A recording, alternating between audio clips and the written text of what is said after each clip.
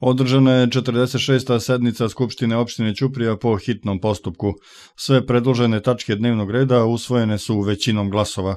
Postupajući po presudi Upravnog suda odeljenje u Kragujevcu, odbornici su usvojili rešenje o razrešenju predsjednika Skupštine opštine Ćuprija, kojim se Dragana Jovanović iz Ćuprije razrešava funkcije predsjednika Skupštine opštine Ćuprija sa danom 21.6.2013. godine. Prema rečima predsjednika Skupštine opštine Dragana Nikolića, radilo se o grešci koja je napravljena prilikom sačinjavanja rešenja o razrešenju tadašnje predsjednice Skupštine opštine, na osnovu čega je Upravni sud u Kragujevcu predmet vratio nadležnom organu na ponovno odlučivanje. Upravni sud nije doveo u pitanje trećinu odbornika koja je potrebna za održavanje vanredne sednice Skupštine pre 3 godine, niti većinu za smenu tadašnje predsjednice Skupštine. Tumačenje presude suda potražili smo i dobili u Ministarstvu za državnu upravu i lokalnu samoupravu, naglasio je Dragan Nikolić, predsjednik Skupštine opštine Ćuprija. Ova tema je u posljednje vreme zaokupljala pažnju ćuprijske javnosti. Dosta pažnje je posvećeno diskusiji da li je predsjednik Skupštine legitiman ili nije legitiman. Sama legitimnost nema veze sa presudama Upravnog suda, a ukoliko ste mislili na legalnost, ja mogu i da vam objasnim razliku između termina legalno i legitimno, ukoliko nekome to nije jasno.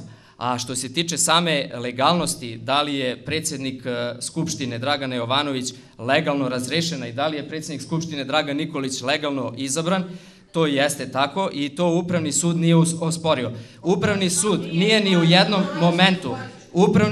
jednom momentu nije osporio volju građana. Volja građana je iskazana na glasačkim listićima, na 19 glasačkih listića koji su glasali za razrešenje. To što je u rešenju pogrešno napisano prestanak funkcije, a nije napisano onako kako su odbornici glasali za razrešenje, to će da bude ispravljeno na ovoj sednici i bit će napisano u rešenju razrešenje, a ne prestanak funkcije.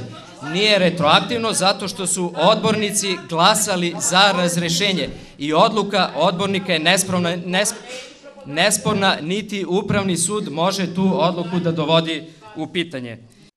Između ostalog, odbornici Skupštine opštine Ćuprija usvojili su predlog odluke o uslovima i načinu ostvarivanja prava na regresiranje troškova boravka dece u predškolskoj ustanovi Dečija radost i izveštaj Crvenog krsta o pripremljenim, skuvanim i distribuiranim obrocima u Narodnoj kuhinji, te izveštaj o realizaciji programa Narodne kuhinje u prošloj i plan rada Narodne kuhinje za ovu godinu.